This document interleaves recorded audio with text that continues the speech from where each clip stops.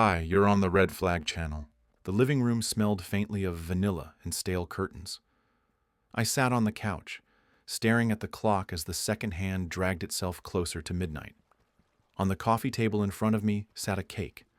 Not even my favorite flavor. Hers. Double chocolate with a thin glaze of cream from that overpriced bakery near her office. I thought she'd smile when she saw it. I thought maybe, just maybe, she'd remember what today was. But the house was quiet.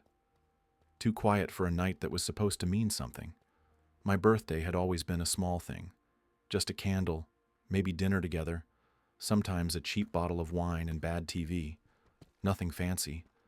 But this year, there was no card, no message, not even a lazy happy birthday text during lunch. Nothing. I told myself not to care. She's stressed, I thought. She's got deadlines. She's tired. Maybe she'll surprise me later. I wanted to believe that. Hell, I needed to. So I sat there in the same spot for hours with a dumb little paper bag resting beside me, the one I picked up for myself on the way home. Inside, a single cupcake, a joke of a gift because nobody else thought to get me one.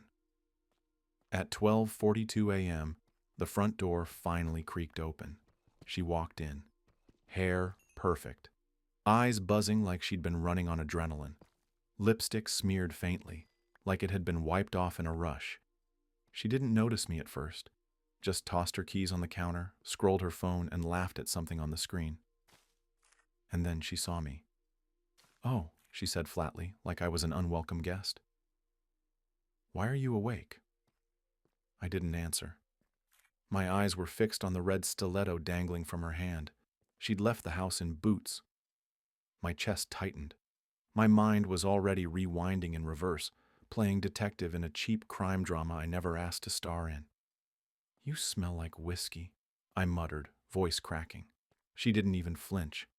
"You told me not to wait up," she shot back, irritation in every syllable. "Yeah," I said quietly. "But I didn't mean come home at 1 in the morning from your ex's birthday party with someone else's lipstick in your hair." Her eyes narrowed.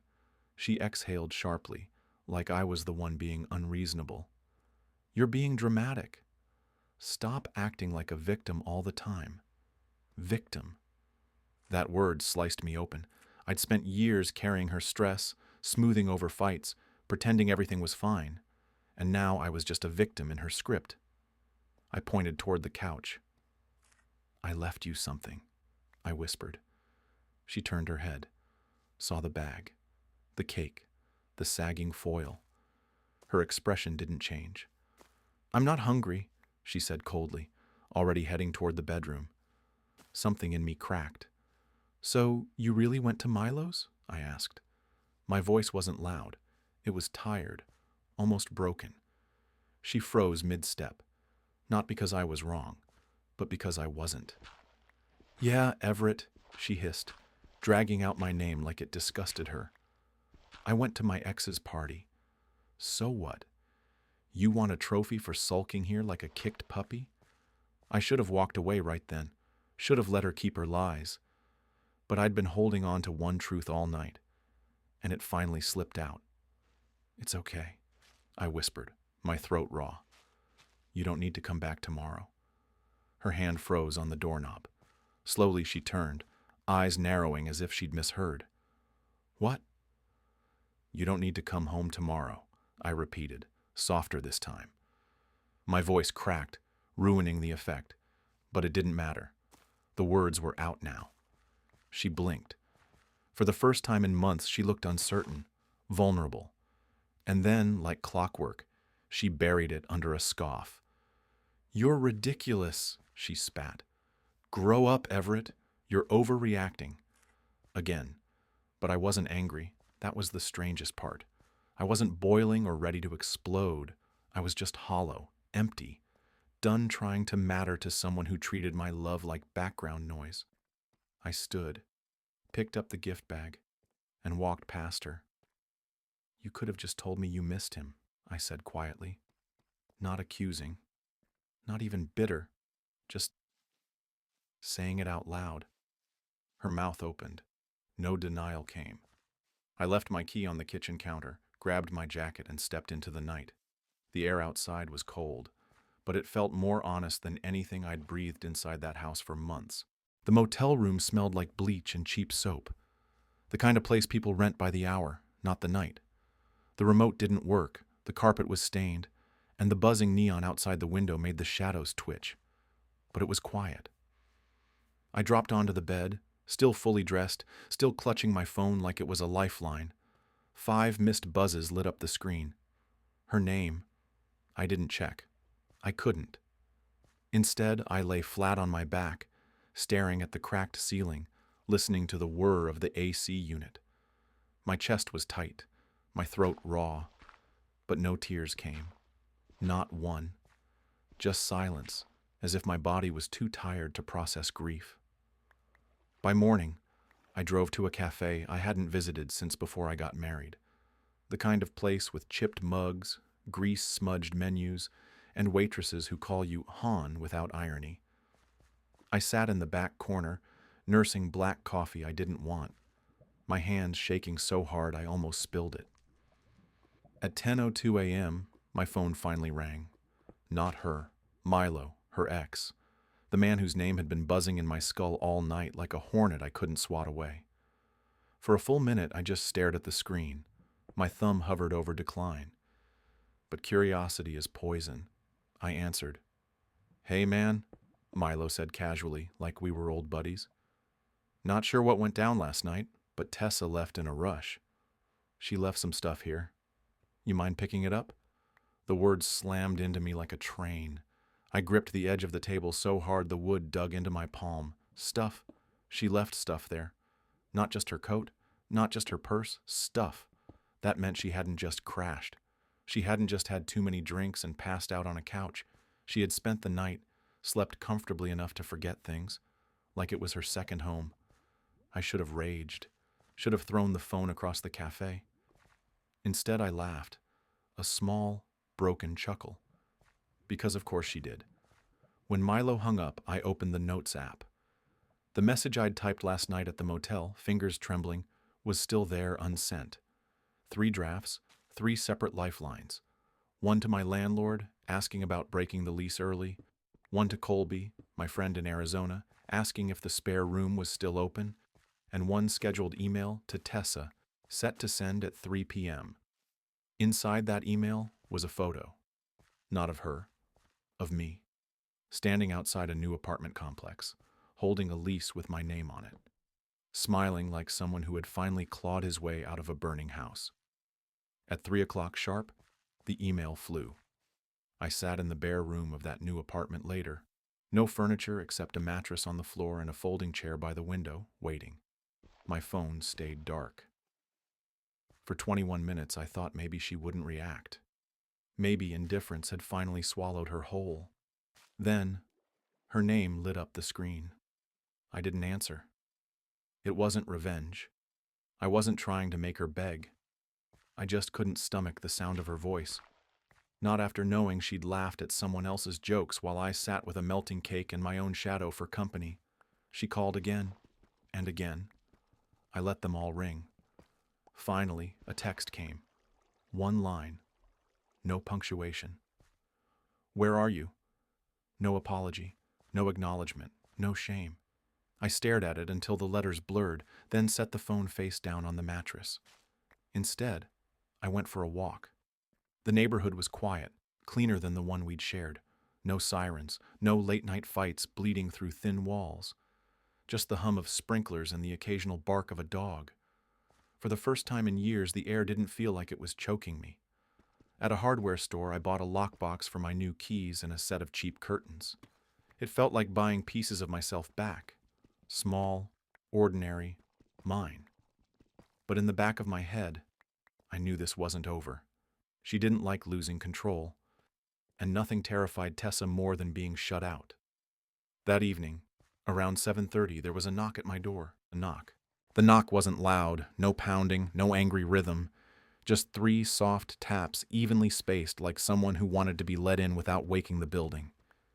I stood behind the door and listened. No yelling, no rehearsed speech. Just quiet. When I cracked it open, Tessa stood there in an oversized hoodie she never wore outside. No makeup, eyes swollen the way eyes get when sleep won't come. She was holding the little paper gift bag I'd left behind on the kitchen counter, the one with the cupcake. "Can I come in?" she asked. Her voice flickered. I didn't move. "Why?" She swallowed. "Because I didn't think you'd actually leave." It was the truest sentence she'd spoken in months. I stepped aside. She walked in slowly, looking around like the room might judge her. Mattress on the floor, a folding chair by the window, a cardboard box serving as a nightstand. No art, no throw pillows, no curated anything. Just air that didn't lie. She set the bag on the mattress and sat at the edge, hands folded, eyes on the floor.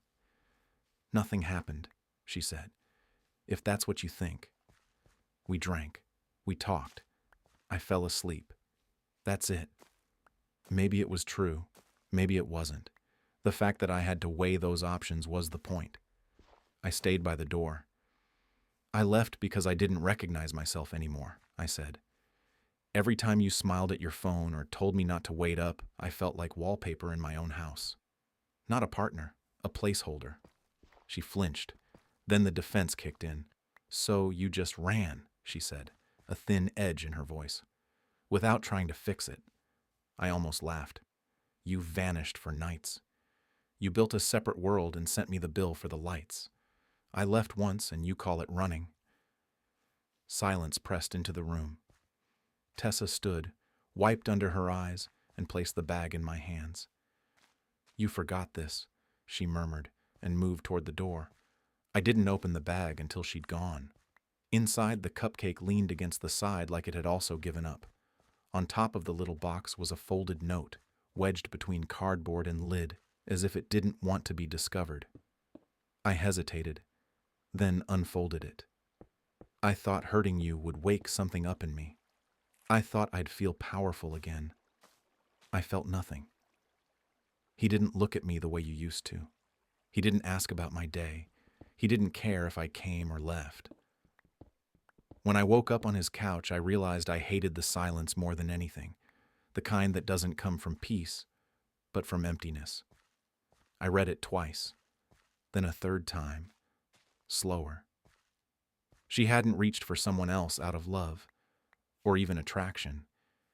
She had done it to see if she still could, to test the edge, to see if the knife still cut. I placed the note back in the bag and sat on the mattress, staring at the wall. I wasn't relieved. I wasn't vindicated. I felt emptier, like the floor had dropped out and revealed more empty floor beneath it. 2 days passed. No calls, no texts. I messaged once to ask when she'd pick up the rest of her things. No reply. Freedom didn't feel like fireworks. It felt like lukewarm microwave meals on a borrowed fork and too much space around a mattress. On the 3rd day, I drove back to our old apartment to grab the things I'd forgotten. I opened the door to a room that looked staged for a showing. My framed photos, gone. The bookshelf, hollow. The record player I loved, vanished. The kitchen smelled faintly like a cologne I didn't recognize. On the counter, 2 champagne flutes sat upside down, wet inside like someone had just washed them and set them to dry. I called her name out of habit. The apartment answered with quiet. On the arm of the couch sat my old faded green sweatshirt, inside out, and beside it, a man's watch. Not Milo. Different brand, different face, a different threat. I didn't touch anything. I didn't take anything. I backed out, locked up, and sat in my car until my hands stopped shaking. I wasn't going to stand still and measure all the ways I'd been replaced. I went home and waited for the part of me that always tried to fix things to show up. It didn't. That night, I opened my old camera case and charged the battery. I drove back to the apartment at dusk, let myself in with the key for the last time, and placed the camera on the kitchen counter facing the living room. I hit record. Not for blackmail, not to trap her. To etch a clean line between before and after. I walked through the rooms quietly, collecting only what was mine and only what mattered. a small box of journals I'd written in over the years, a backup hard drive with our vacation photos, and the first camera I'd bought before we were engaged. I set the journals back down. Let those words stay where they were born. Let her read them if she ever needed to understand what love had looked like from the cheap seats. Then I stepped back into frame, looked at the lens, and said 6 words. "This isn't your stage anymore, Tessa." I left the camera recording an hour longer, capturing nothing but light crawling across the cabinets and the shadows changing shape on the wall. Then I turned off the lights, locked the door, and was gone. 3 days later, I received a small box in the mail. No return address. Inside, my camera, wiped clean. Underneath it, a single scrap of paper in her handwriting. Was I ever the villain? Or did you just never learn to fight back? For a minute, I thought it was cruelty. Then I realized it was confusion. She'd rewritten the whole story in her head and given herself a standing ovation. I tossed the note in a drawer and went for a run. The air burned my lungs clean. The next morning, Colby called. "Man," he said, voice tight, "she's posting about you. Not by name, but by aim. Says you're emotionally manipulative. Says you recorded her without consent. Says you tracked her." My stomach fell through the floor. I opened social media, and there it was, a long, careful paragraph crafted like a legal statement that wanted applause. She didn't use my name, but she didn't have to. Claim by claim, she laid out a version of us that could win sympathy in any comment section. She was brave, she was finally free, she was leaving a controlling narrative. The likes poured in. Friends with half the story, co-workers with none of it, strangers with ready-made empathy, heart emojis stacked, comments gushed. "So proud of you. You're so strong. We believe you." In her version, I was the cold shadow who isolated her, the watcher, the punisher with silence. She even wrote that I used quiet as a weapon. Ironic for someone who had rolled her eyes at me for years every time I'd asked to actually talk. I paced the apartment with my phone in my hand, thumb hovering over the keyboard. I could have written a paragraph for every line she posted. I could have posted screenshots, timelines, receipts, but this wasn't a stage I respected anymore. That night I exported the kitchen footage. Just the raw pieces. Me entering, me packing 3 things, me saying the 6 words, the hour of sunlight crawling over the counter. No overlay, no captions, no dragging, no theater. I sent it privately to 6 people who knew us both. No public blast, no call-out. Message: before you settle on a conclusion, please watch this and decide for yourself. Colby responded in 20 minutes. "I'm sorry. I should have called you first." Mia, an old friend of hers, replied next. "I feel sick." She told me a different story entirely. Jonah, someone I thought would always stand in her corner, sent. I believed her. Now I don't know what to believe. That last line stuck with me. Even when you hand people the truth, it's easier to accept the cleaner story if it comes with a chorus. The following morning, Tessa's text landed. "You're playing dirty now." I stared at it for a full minute, then typed, "No, I'm done playing dead." She didn't respond. She posted a selfie instead. Bright kitchen, brighter smile. No caption. The likes chased it like birds. But I knew something she didn't. The one thing she hated more than being left was not being believed. Silence wasn't a coffin to me anymore. It was a mirror she couldn't avoid. 2 quiet weeks passed. No texts, no cryptic captions aimed like darts. The world kept moving. I bought a second-hand couch with a ridiculous pattern that made sense to no one but me. I stacked books, the ones she used to mock, on 2 milk crates and called it a shelf. I learned the names of the baristas downstairs and started answering when the neighbor asked how I was doing. It surprised me how little I needed to be vindicated once I stopped clinging to the courtroom of public opinion. Somewhere between the empty mattress and the hour-long video of nothing, a heavy hinge inside me gave way.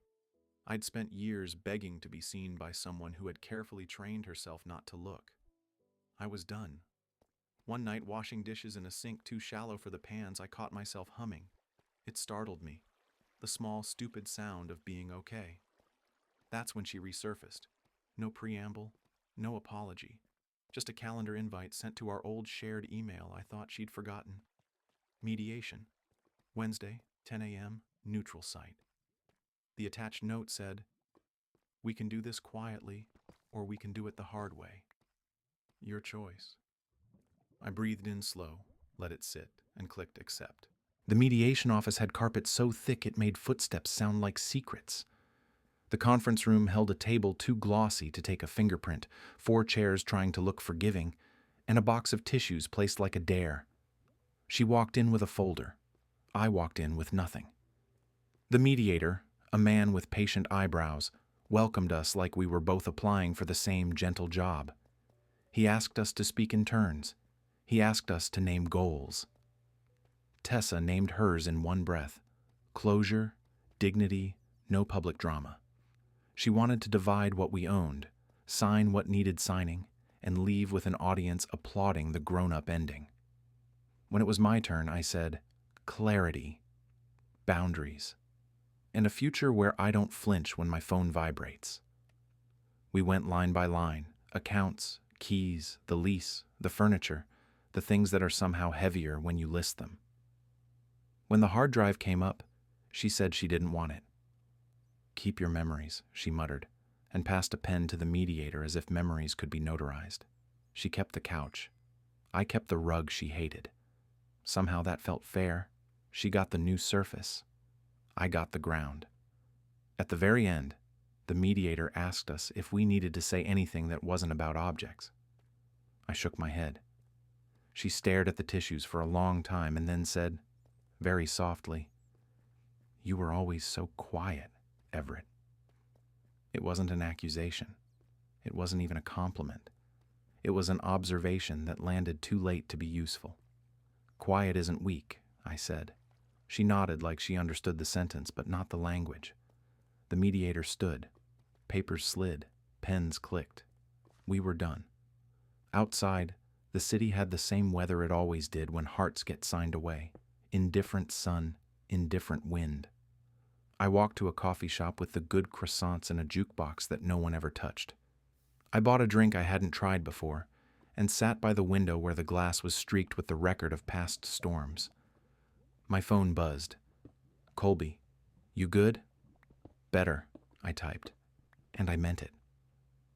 That night, I pulled out the cardboard box I had avoided for weeks, the one with old notes, ticket stubs, photos you can't digitize into something less painful.